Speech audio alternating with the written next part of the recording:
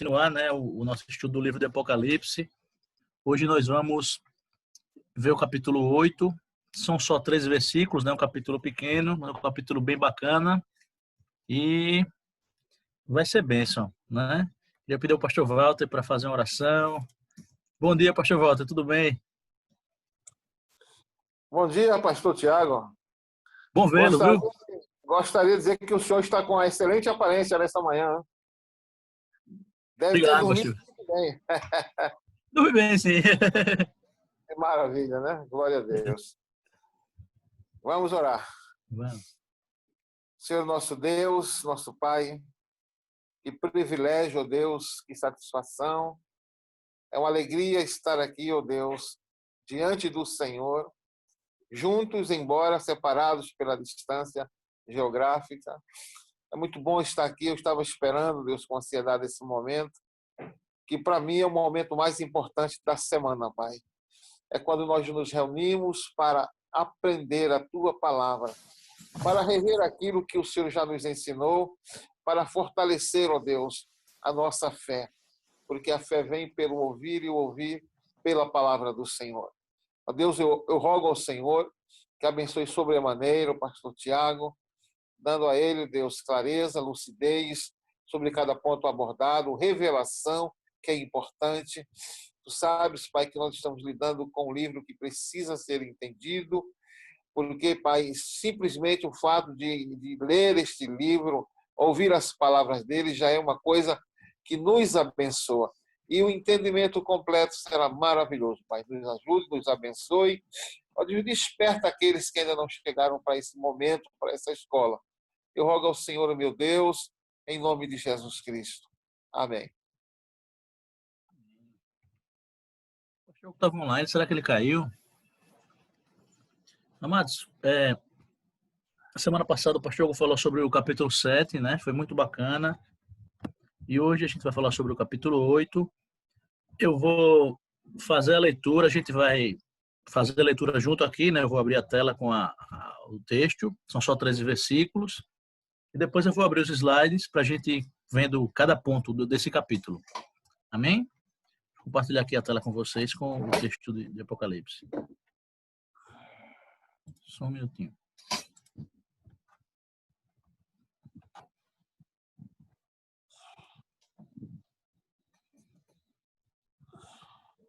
Aleluia.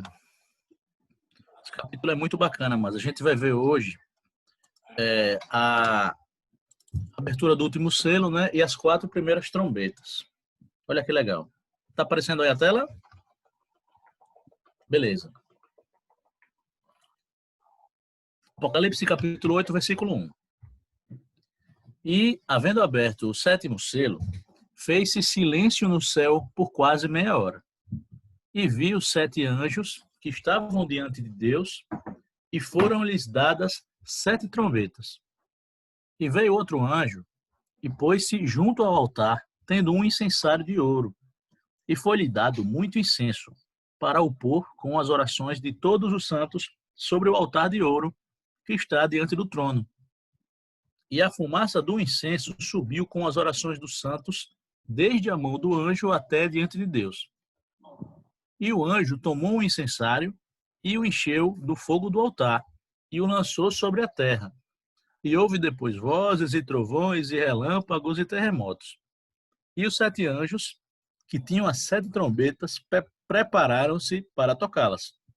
E o primeiro anjo tocou a sua trombeta, e houve saraiva e fogo, misturado com sangue, e foram lançadas na terra, e houve saraiva de fogo misturado com sangue, estou lendo errado, houve saraiva e fogo misturado com sangue, e foram lançados na terra, que foi queimada na sua terça parte. Queimou-se a terça parte das árvores, e toda a erva verde foi queimada. E o segundo anjo tocou a trombeta, e foi lançada no mar uma coisa como um grande monte ardendo em fogo, e tornou-se em sangue a terça parte do mar. E morreu a terça parte das criaturas que tinham vida no mar, e perdeu-se a terça parte das naus. E o terceiro anjo tocou a sua trombeta, e caiu do céu uma grande estrela ardendo como uma tocha, e caiu sobre a terça parte dos rios e sobre as fontes das águas. E o nome da estrela era Absinto. E a terça parte das águas tornou-se em absinto, e muitos homens morreram das águas porque se tornaram amargas. E o quarto anjo tocou a sua trombeta, e foi ferida a terça parte do sol, e a terça parte da lua, e a terça parte das estrelas, para que a terça parte deles se escurecesse, e a terça parte do dia não brilhasse, e semelhantemente à noite. E olhei e ouvi um anjo voar pelo meio do céu, dizendo com grande voz: Ai, ai, ai dos que habitam sobre a terra, por causa das outras vozes das trombetas dos 3 anjos que ainda hão de tocar. Amém? Só um parêntese importante, a gente vai voltar para isso, mas esse último versículo, essa tradução que é RA, ela coloca um anjo voando no céu, mas a maioria das traduções coloca uma águia. Então, que está voando no céu e que traz esse lamento, né? Ai, dos que habitam sobre a terra, é uma águia. Eu estava até consultando o texto grego original, né? Por algum motivo quiseram traduzir no RA por anjo. Amém? Então, voltando para iniciando pelos nossos slides, né? Olha que bacana.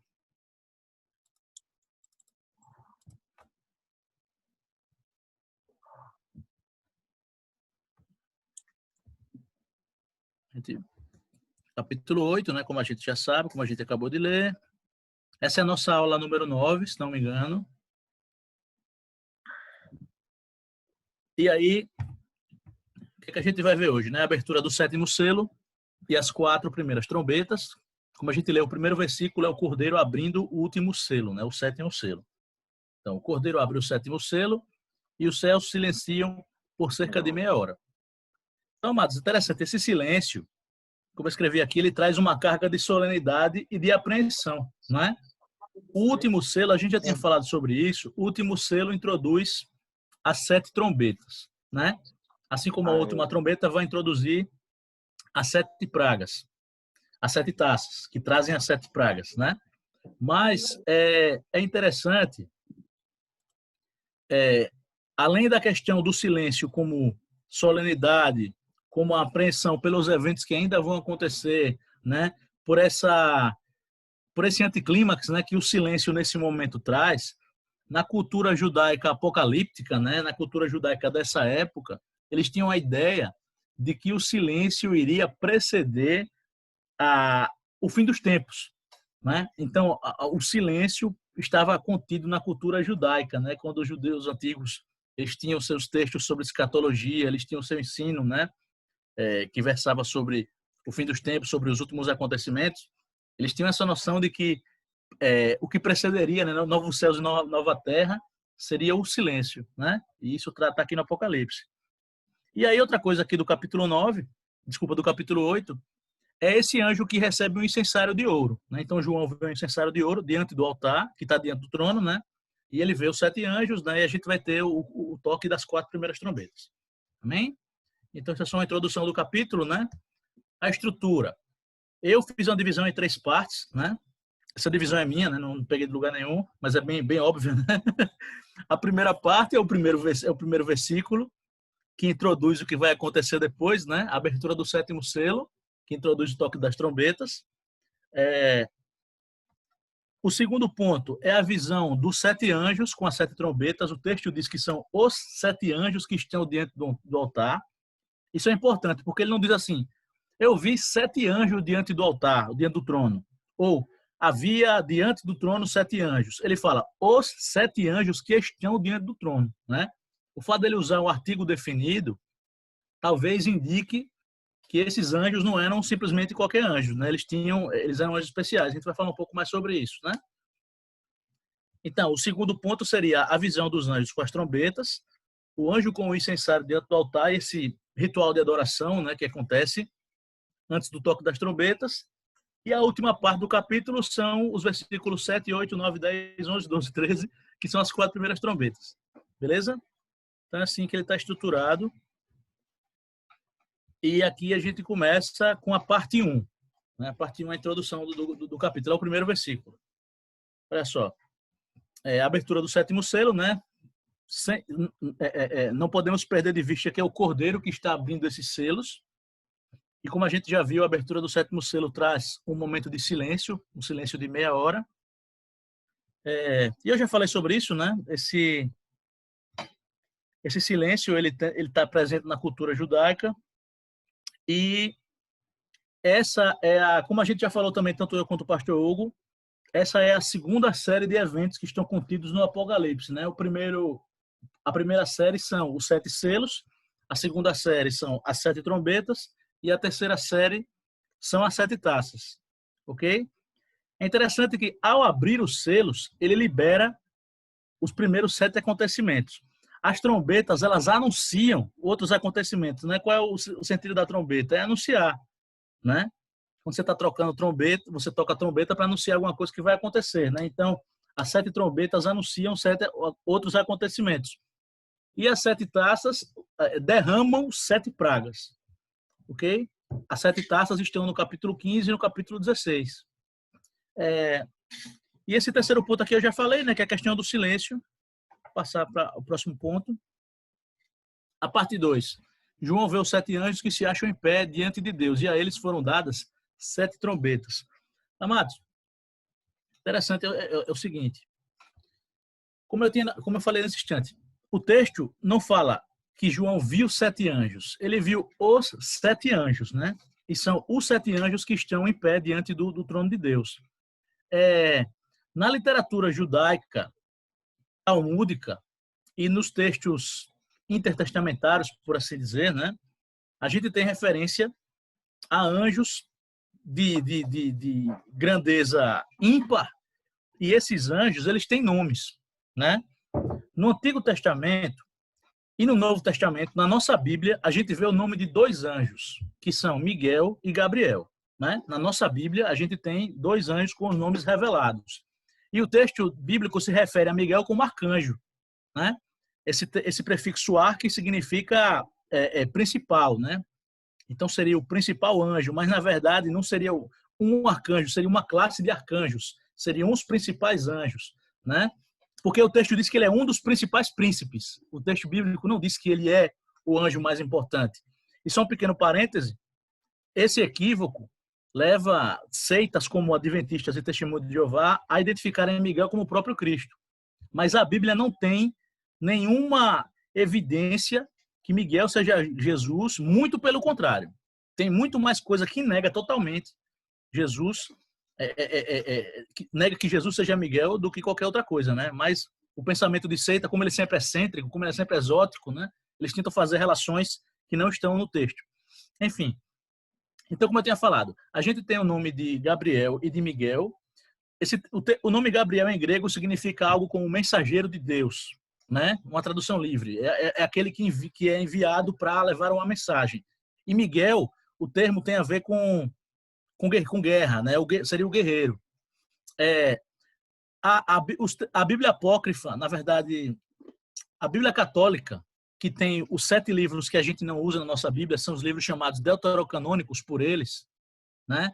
Apresenta um terceiro anjo, que é Rafael. Esse anjo aparece no livro de Tobias.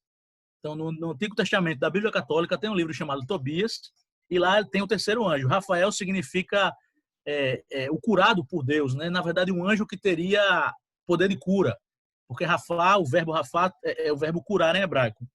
Então, a gente tem 3 nomes conhecidos nos textos mais populares, né? Que seria a Bíblia clássica e os livros deuterocanônicos.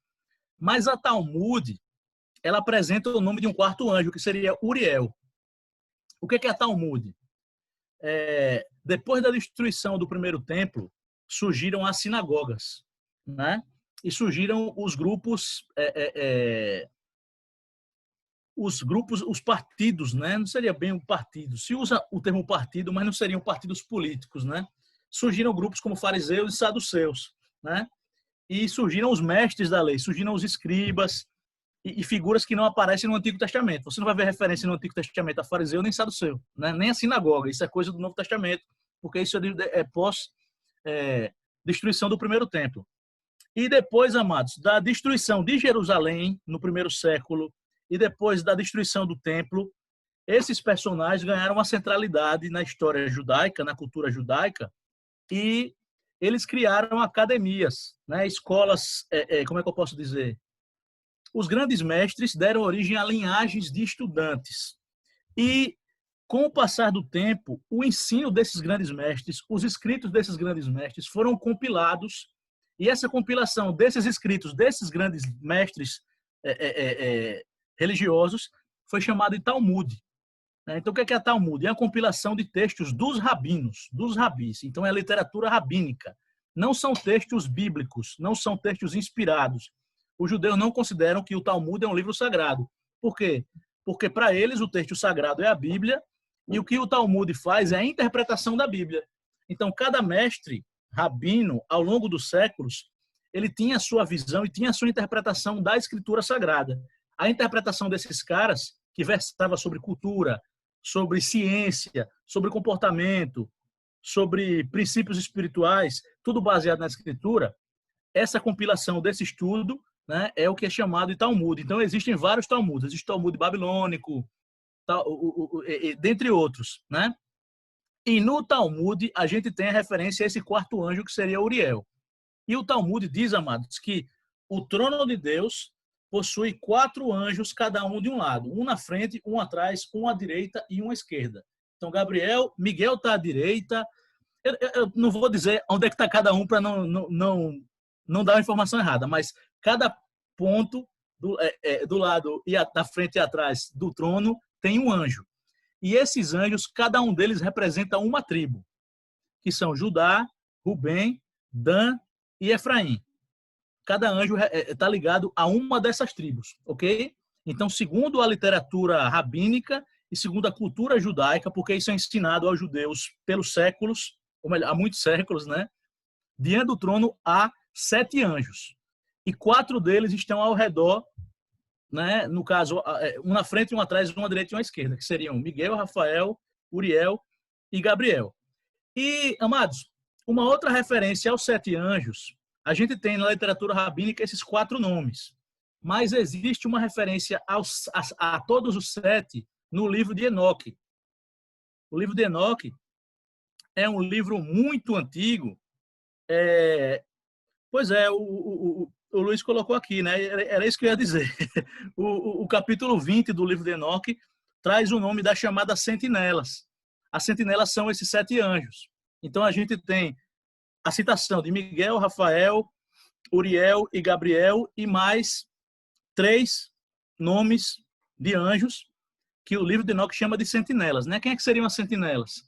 O livro de Enoque, amados, é um livro muito antigo. A versão mais antiga dele é a versão etíope. Esse livro ele é citado na Bíblia, no livro de Judas. Judas, na sua epístola, cita o livro de Enoque. E esse livro ele era conhecido na igreja no primeiro século. Os líderes da igreja, provavelmente os apóstolos, todos conheciam, né? E os pais da igreja do segundo, terceiro século, todos eles conheciam o livro de Enoque. E esse livro era tido como um livro, exatamente, o pastor Ross colocou que a igreja etíope considera esse livro canônico, mas só a igreja etíope. A partir do século IV, líderes cristãos começaram a contestar a canonicidade desse livro e aos poucos ele foi perdendo importância e ele não faz parte do cânon, não é de nenhum cânon, a não ser da igreja etíope. É porque o livro de Enoque, amados, ele tem muitas... Quando a gente compara o livro de Enoque com os demais livros que compõem o cânon, tem muitas lacunas nele, sabe? Com relação a quem escreveu, quando escreveu, né? Enfim, existe além do livro de Etíope, existem capítulos que foram traduzidos para o grego, que são muito antigos, que também são utilizados, e nas descobertas dos anos 40 do Quirã, descobertas arqueológicas que encontraram textos bíblicos ou textos sagrados judaicos antigos, foi encontrada uma parte também do livro de Enoque, mas a tradução não batia em muitos momentos, sabe? Então tem muitas lacunas com relação ao livro de Enoque. Mas o fato é que o livro de Enoque fala dos 7 anjos e nomeia os 7 anjos, sobretudo no seu capítulo 20. E o livro de Enoque, ele trata da história. Supostamente ele foi escrito por Enoque, né, que foi um antepassado de Noé, que é o cara que andou com Deus, que não morreu, que foi arrebatado, né? Que viveu 365 anos e foi arrebatado. É um livro profético, ele traz profecias, mas ele traz a história do que aconteceu com a humanidade antes do dilúvio. Então, segundo o livro de Enoque, anjos vieram do céu, e o livro de Judas cita isso, e também o livro de Gênesis cita isso, que seriam os filhos de Deus que viram que as filhas dos homens eram bonitas e coabitaram com elas. Os filhos de Deus seriam esses anjos que não guardaram seu principado, segundo o texto de Judas, e que teriam se envolvido com as filhas dos homens, e os seus filhos eram os semideuses, né, os gigantes da antiguidade, que a Bíblia chama de Anakim ou de Nefilim, né? Eu posso estar confundindo os termos, mas é mais ou menos isso. E os sentinelas seriam os anjos que Deus mandou para colocar ordem na casa. Então, cada um deles, Uriel, Gabriel, Rafael, Miguel, eles têm uma característica, eles têm um ponto forte, né? Então, no capítulo 20 do livro de Enoque, trata de tudo isso. Beleza? Então, isso foi só uma curiosidade, né? Porque, assim, não é por acaso que João e o pastor Hugo está colocando aqui que os anjos também são citados no capítulo 40. Boa. Capítulo 20 e o capítulo 40 do livro de Enoque tem mais detalhes sobre os anjos. Amados, o livro de Enoque está disponível em PDF, né? Eu coloco aqui os quatro que eu citei, provavelmente Uriel, Rafael, Miguel e Gabriel, né? E, amados, esse livro, se você botar livro de Enoque PDF, vai aparecer traduções, né? Os anjos ao redor do trono, beleza. Muito bom. Então, a gente tem, amados, muitos elementos extra-bíblicos, com base bíblica também, que falam desses 7 anjos que estão diante do trono, né? Inclusive, sendo esses anjos nomeados, né? Mas no Apocalipse, o que a gente viu é que João viu os 7 anjos que estão diante do trono e a eles foram dadas trombetas e eles iriam tocar essas trombetas. É isso que a gente leu, né? Esse comentário sobre os nomes dos anjos e tudo mais foi só para, talvez, a gente ter a gente se situar, né? No que se refere ao que se sabe sobre os anjos, né? Ok? Vamos voltar para os slides, né? Espero que não tenha confundido, que tenha dado para... Deu para pegar, pessoal, mais ou menos? Boa. Vamos lá para os slides. Deixa eu... Olha que legal. Então, só lendo, né, que eu tinha escrito aqui, como eu já tinha falado, a literatura rabínica e os textos judaicos intertestamentários dão nome aos principais anjos. Então, segundo a Talmud, os anjos estão ao redor do trono, né, e eles seriam Miguel, Gabriel, Rafael e Uriel. Os textos talmúdicos têm mais coisa, têm mais detalhes, tem até hierarquia, tem outras coisas que não aparecem, né, nem na Tanakh, né, nem nos textos deuterocanônicos, ok? O livro de Enoque nomeia os 7 anjos que são chamados de vigias, que foi isso que a gente acabou de ver, né? Então, eles são chamados de vigias ou vigilantes. Só um detalhe, amados, nessa época, a gente está falando do final do 1º século, né? A gente está falando da destruição do 2º templo, de um período pós a primeira grande guerra de Roma contra os judeus, ou dos judeus contra Roma.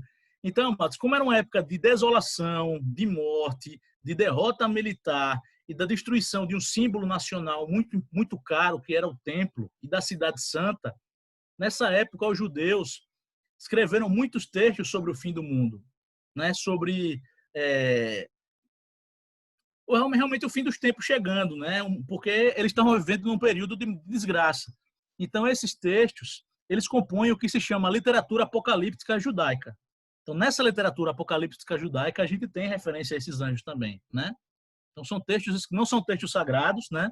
Não faz parte da Bíblia hebraica, nem da nossa, nem nada, mas eles existem, né? Então, são informações que é importante a gente situar cronologicamente o que é que está se passando, né? Então, ainda na segunda parte, a gente vê que há um anjo, porque assim, quando se lê o capítulo 8, as pessoas sempre ficam ligadas nas trombetas, né? Mas além dos 7 anjos com as trombetas, a gente tem um outro anjo, olha só. Um anjo que está em pé junto ao altar. O texto bíblico diz que ele recebe um incensário de ouro. E ele faz a oferta, né? Ele queima aquele incenso junto com as orações dos santos. Ele recebe muito incenso. Esse incenso é queimado naquele incensário junto com as orações dos santos. E a Bíblia diz, amados, que a fumaça do incenso sobe até o trono de Deus. Isso é muito bacana, amados, porque no capítulo 30 de Êxodo, a Bíblia fala sobre o incensário, né?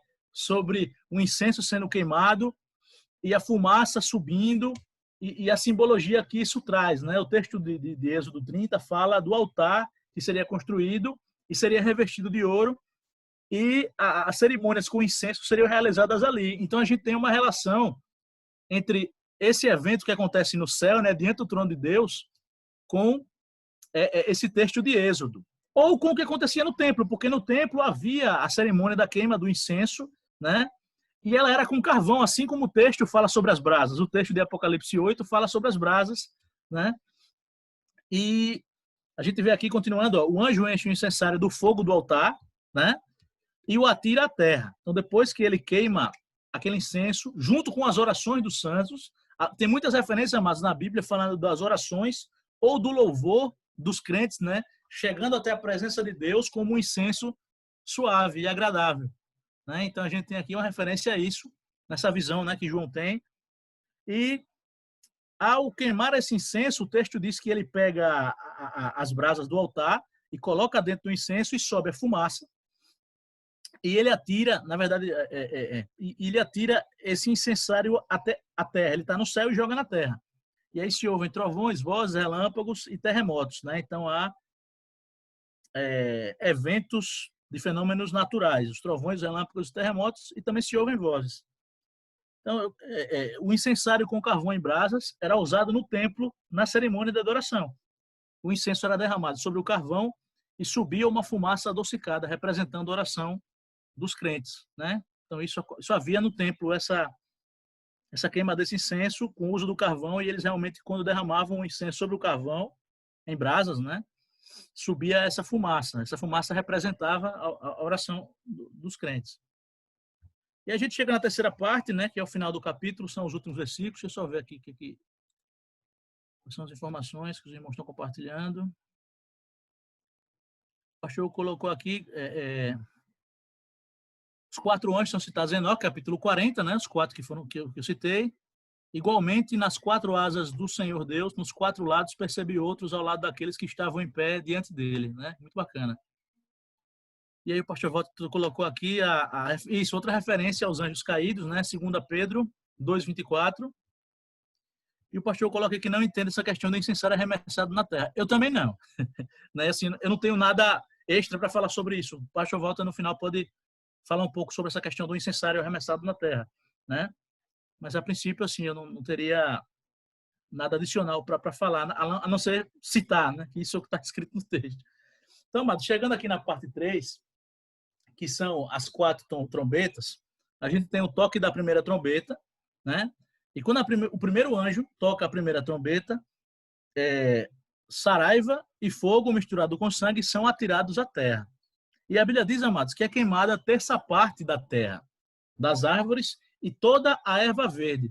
É interessante porque esse primeiro juízo de Deus, por assim dizer, né? São 7 juízos que vêm com o toque das 7 trombetas. Esse primeiro juízo, ele se assemelha a uma das pragas do Egito. Na verdade, a gente vai ver que, ao toque das demais trombetas, alguns dos eventos são muito parecidos com pragas que aconteceram no Egito, né? O detalhe, amados, é que no toque das trombetas, sempre o dano à terra é causado a terça parte. Então, esse juízo das trombetas, ele tem como alvo 1/3 da humanidade ou 1/3 do planeta. Você não vai ver toda a terra sendo afetada, mas 1/3 dela. Então, no capítulo 9 do livro de Êxodo, versículo 22, a gente tem a saraiva e o fogo, que são lançados à terra do Egito, né, como consequência de uma das pragas. Ok? E aqui o texto diz que a saraiva e o fogo misturado com sangue são lançados à terra e que há a terça parte das árvores sendo queimada, né, toda a erva verde e a terça parte da terra, né, por assim dizer. Então, assim, eu não gosto de ficar especulando pessoalmente, né? Aparentemente, a gente lembra de queimadas florestais, né?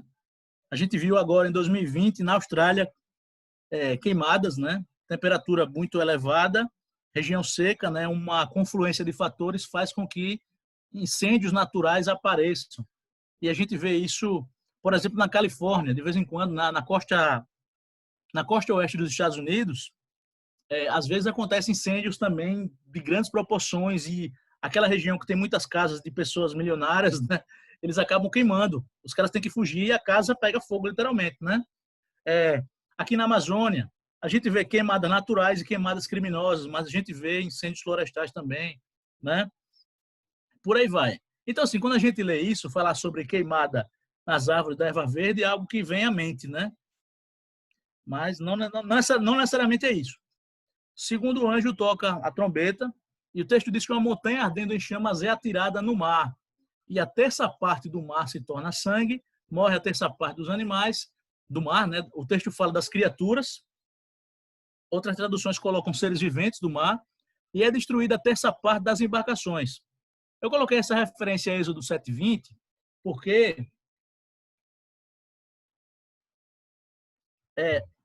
a primeira praga no Egito é o rio Nilo sendo transformado em sangue, né?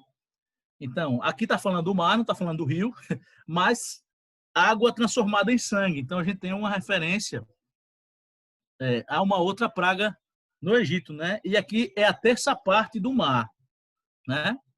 O texto fala dessa montanha ardendo em chamas que atinge o mar e morre, mais uma vez, um terço dos animais, dos peixes, né? Dos animais marinhos, e a terça parte das embarcações. Ok, amados? Então, capítulo 7 do livro de Êxodo tem essa praga, que é o rio Nilo sendo transformado em sangue. Então, segundo a trombeta, atinge o mar, as águas do mar. O terceiro anjo toca a terceira trombeta, né? E aí, ó, uma estrela chamada Absinto cai do céu sobre a terça parte das águas. Aqui a gente tem a água doce, né? A segunda trombeta afeta o mar, a terceira trombeta atinge a terça parte das águas. E o texto diz que as águas se tornam amargosas e os homens acabam morrendo por tomar essa água, né? É uma estrela chamada Absinto. Amados, a gente vê na escritura que estrela gera muitas vezes ela se refere aos seres celestes, né? Por exemplo, o diabo, o dragão com a sua cauda, ele atingiu a terça parte das estrelas, né? Que seriam os anjos. O exército celeste, que seriam os anjos, né? Que seriam os seres celestiais. O exército dos céus, né? Que seriam as estrelas, seriam os seres celestiais. E a gente tem aqui essa estrela chamada Absinto que cai sobre a Terra, né? Então, talvez seja uma referência ao ser espiritual caindo, né? Não sei, né? Absinto, amados, é interessante porque é uma erva muito amarga. Então, o texto diz que as águas ficam amargas, que os homens morrem, né, ao tomar essa água, um terço dessas águas.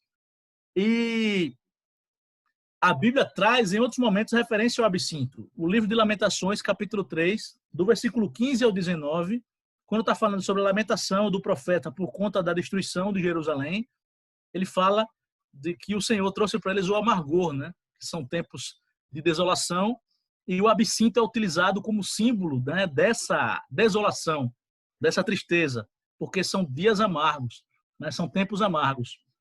Então, o absinto era uma erva conhecida desde a antiguidade e ela é utilizada com esse sentido, né? Só uma curiosidade, tem uma bebida, amado, chamada absinto. Foi uma bebida criada na França, no século XVIII, se não me engano, e ela tem um teor alcoólico altíssimo.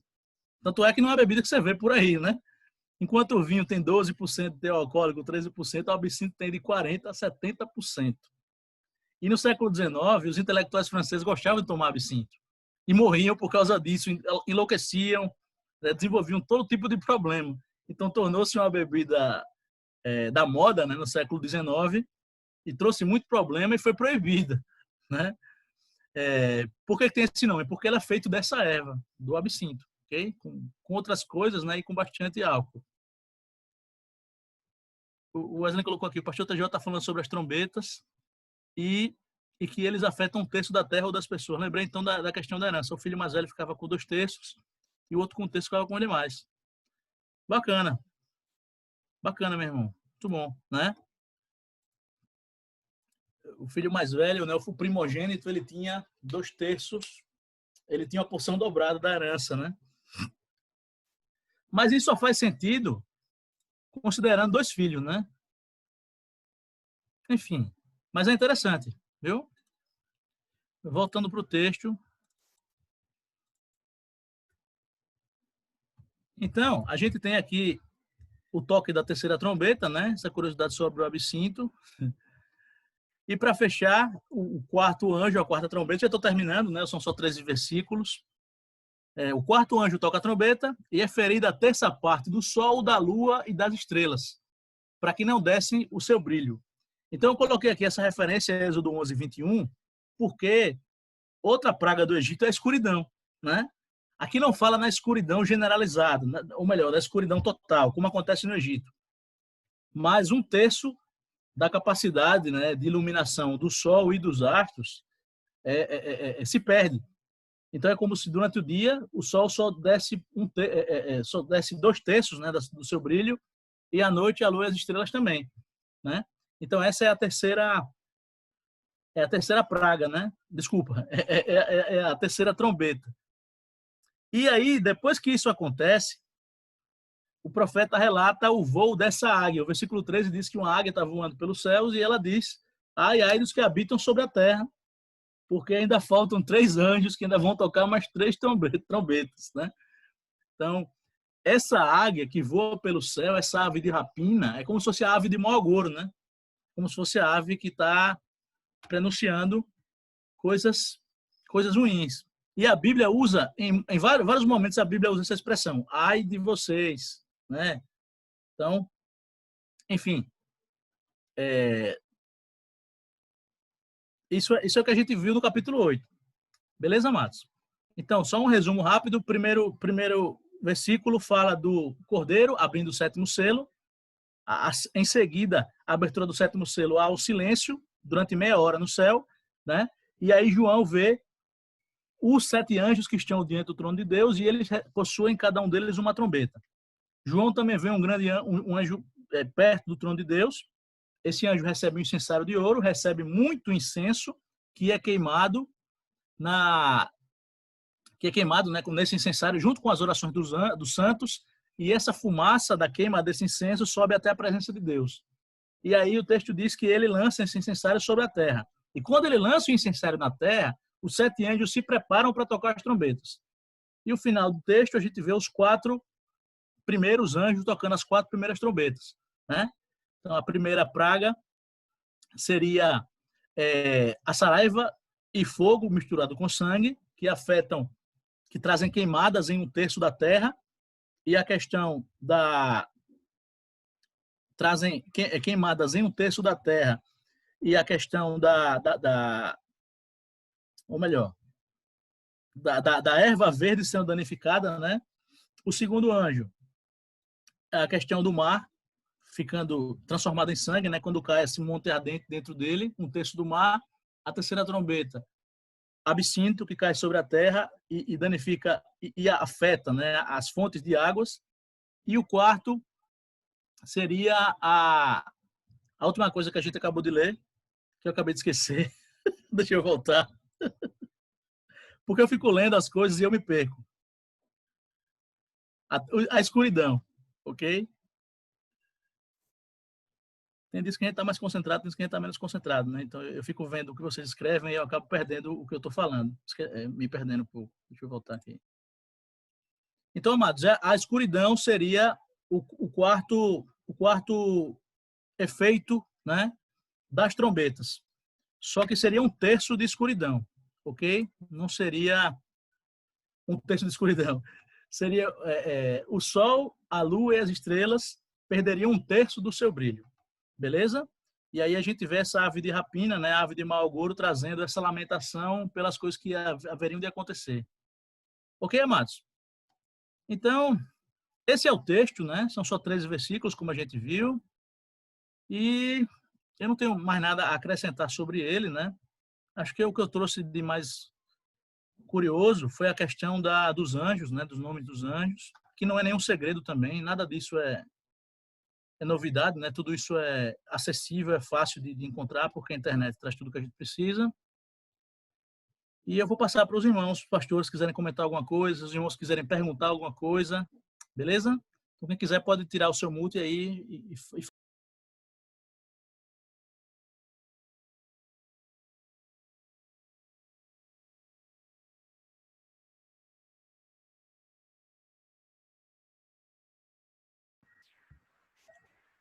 E aí, irmãos, me escutam? Ó, vou jogar um versículo aqui no bate-papo, que eu acho que me lembra, eu acho que pode ter alguma relação. Pastor Tiago, me corrija se eu estiver errado. Deixa eu jogar aqui no bate-papo para vocês verem. Ó, isso aqui é Apocalipse 14, versículo 7. Ó. Dizendo com grande voz, temei a Deus e dai-lhe glória, porque é vinda a hora do seu juízo. E adorai aquele que fez o céu, a terra, o mar e a fonte das águas. O que é que me chama a atenção nesse versículo, que está bem depois, tá? Vários capítulos depois. É os 4 domínios. Né? Vê só, o anjo dizendo, né? Para que Deus seja temido, né? Glória seja dada a ele, porque é vinda a hora do seu juízo. E adorai aquele que fez o céu, a terra, o mar e a fonte das águas. Cada um desses domínios aqui tem a sua terça parte comprometida. Pode bater aí. Exatamente. A terça parte da terra. Depois vem a terça parte do mar. Das fontes. Deixa eu lembrar a ordem. Eu não lembro da ordem. Mas você pode ver que bate certinho. Com a questão da terra, a questão da terça parte da vida do mar, a questão do absinto, né? Que contamina as fontes das águas. E a questão do céu, da terça parte da luminosidade, né? Então, eu acho que isso aqui sincroniza bem, sabe? Então, o que me parece é como se Deus estivesse privando, né, essas pessoas, o mundo, né, de receber terça parte dessa influência dele, do poder dele sobre essas coisas. Então, é como se ele fosse... Isso eu pensei agora, fazendo um paralelo com o que o Wesley falou, Deus estivesse privando essas pessoas da parte que lhes caberiam, entendeu? Vamos dizer assim. Né? Vocês teriam direito a um terço, você não tem direito a nada agora. Acabou. Então, vou tirar um terço aqui. É o que vocês teriam direito, vocês não têm mais.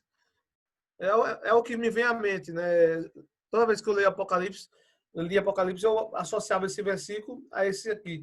São os 4 domínios de Deus e Deus privando o mundo, né, nesse momento da terça parte da sua influência sobre esses 4 domínios. Eu acho que o que eu tenho para acrescentar é só isso, viu, gente? Valeu, falou, partiu. Muito bom, pastor. Realmente, são os 4 pontos, né? Passar o pastor Walter.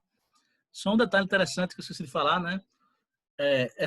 Essas pragas também elas se assemelham às pragas do Egito. E no livro de Êxodo, a gente vê que as pragas do Egito elas tinham o objetivo de fazer o faraó se arrepender, né? O texto diz, mas o faraó endureceu seu coração, né? Então, essas pragas, assim como no Egito, elas deveriam levar o homem ao arrependimento, mas o homem também tem o seu coração endurecido, né? Então a gente tem essa similaridade entre as trombetas e as pragas do Egito nesse sentido também, né?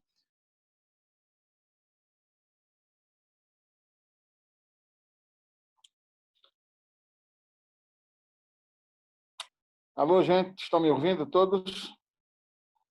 Bom, pessoal, a aula é excelente, né, como sempre. Agora, em se tratando do Apocalipse, a gente tem momentos que a gente fica assim, sem saber muito o que dizer. E quando você diz que não entende aquela questão do incensário, pelo menos nunca vi ninguém dar uma explicação sobre isso. Mas eu fiz as minhas pesquisas e remontando assim para a questão do santuário lá do templo, lá do tabernáculo, o santuário ele passava por uma limpeza periódica, diria que diária, né? As lâmpadas elas tinha pavio poder ser trocado, o óleo completado, as cinzas do altar, né, do sacrifício eram removidas, as brasas do incensário também. E essas brasas elas deveriam ser colocadas em um local escondido, longe do alcance de animais e de pessoas, de crianças, no caso, né? E a palavra do grego para atirar essas brasas na terra, ela é balou, né? Uma palavra grega que significa lançar algo sem se preocupar onde vai cair ou com as consequências, né? Então o anjo simplesmente pegou aquele monte de brasa que já foi usado, né? Usado no incensário, e simplesmente jogou aquilo, não jogou num canto separado, jogou sem se preocupar com as consequências, onde que aquilo ia cair. E lembrando aqui, a pastora Liz me conta aqui uma história sobre a irmãzinha dela, né? Que lá onde eles moravam não tinha eletricidade. Tinha uma caldeira para gerar energia. E aquela caldeira era limpa e as cinzas colocadas num lugar à parte, sem nenhum aviso para, né? Tipo assim, afaste, cinzas quentes, brasa. E a bichinha, rapaz, tinha chovido e ela achou que a cinza estava fria e decidiu pular dentro, cara. Sofreu uma queimadura absurda nos pés, porque a chuva só afetou a parte superior daquele monte de cinza. E as pernas delas, que entraram na cinza, em contato com o resto de brasa que foi tirado, se queimou. Então, quando o anjo lança aquele braseiro de qualquer jeito, eu entendo, né? Eu posso estar errado, mas eu entendo que isso aí é feito de propósito, porque as orações dos santos, né, ao longo do tempo, tem todo tipo de oração. De intercessão, de súplica, de queixa, né? E quantas orações subiram até Deus reclamando do sofrimento imposto pela humanidade da igreja, né? Então o anjo pegou aquele braseiro e disse: oh, vou jogar isso aí, quem quiser que se vire, queimar, vai queimar onde queimar, quem ficar em cima de alguém que queime, que danifique. Ele lançou com a intenção de realmente de prejudicar a terra. É assim que eu vejo, mas eu nunca vi ninguém falando isso, não posso dizer que seja exatamente assim, mas eu sei que o incensário, que o altar do sacrifício, aqueles restos de sacrifício, aquelas brasas, eram colocadas num lugar seguro. Isso eu sei. E que a palavra grega para atirar esse incensário, restos incensários de brasas e cinzas velhas, significa isso, jogar algo sem se preocupar onde vai cair ou com as consequências. Se é isso aí, vai descobrir enquanto alguém mais esperto... Eu pensei numa coisa agora também, pastor Walter, viu? Sim. Porque esse ato do anjo me parece ser uma resposta às orações dos santos, não é isso? Sim. Ó, eu vou postar o versículo aqui para vocês verem. Isso é lá do quinto selo. Ó. Ué. Peraí. Eita, às vezes eu me enrolo com bate-papo.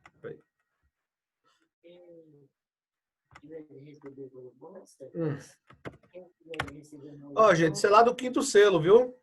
Isso é interessante. Ó, lá do quinto selo. E clamavam com grande voz, né, os santos que estavam debaixo do altar, né? Até quando, ó verdadeiro e santo dominador, não julgas e vingas o nosso sangue dos que habitam sobre a terra? Então, viu? Então de repente, né? Pode ser isso aqui, esse evento, a resposta disso aqui, né? Uhum. Isso é interessante. Pronto. Sobre ela. Complementando aí o que o pastor Walter falou, me parece ser um juiz aleatório onde vai pagar quem deve e quem não deve, porque como acontece no mundo, né? Criança morrendo, tanta coisa ruim aí que paga quem deve e quem não deve sobre a terra. É aleatório, né? É jogado de qualquer jeito, aleatório.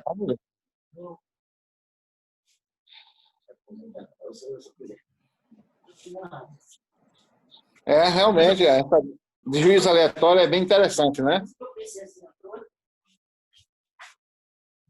Mais alguém, pessoal? Mais alguma coisa, algum outro assunto relacionado? Acho que é só isso mesmo por enquanto, né? O mais complicado mesmo era exatamente o porquê desse resto de bravo ser jogado de qualquer jeito, né? Djanilson aqui falando, quando eu li, eu imaginei que tinha alguma relação com o Salmo 11. Só que eu não sei dizer assim exatamente que relação tem, sabe? porque lá no Salmo 11 ele diz que ele faz, sobre os ímpios, Deus faz chover brasas ardentes e enxofres incandescentes. Quem sabe, né?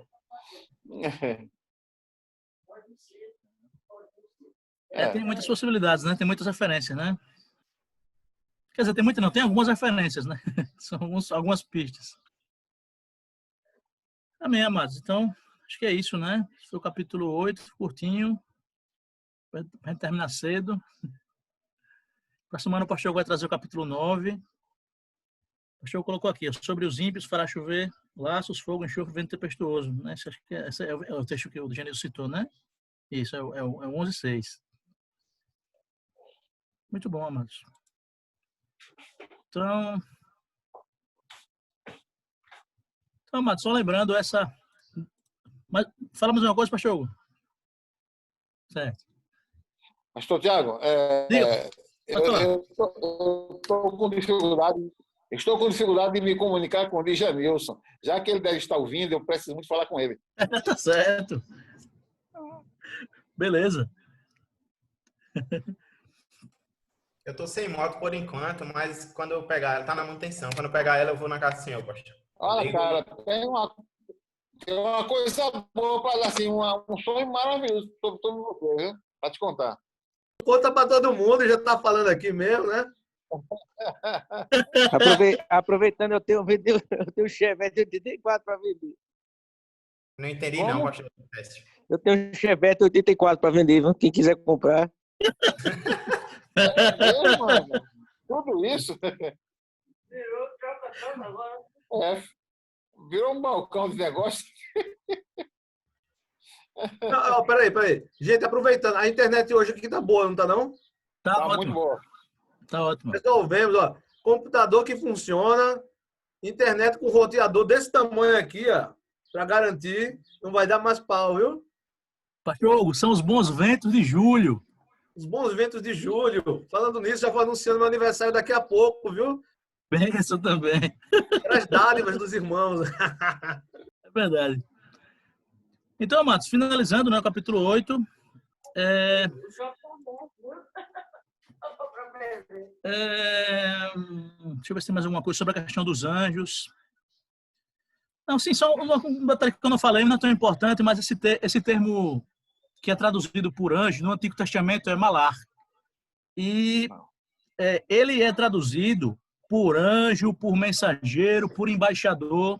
Se a gente pegar o Antigo Testamento e for pegar o uso, arauto, né, for pegar o uso dessa palavra, a gente vai ver ele sendo traduzido para palavras diferentes, a depender do contexto, né? Então, sempre a gente tem esse... a gente sempre tem palavras que são polissêmicas e para fazer a tradução a gente precisa conhecer a cultura e conhecer o uso que se fazia naquela época, né? Isso para qualquer idioma.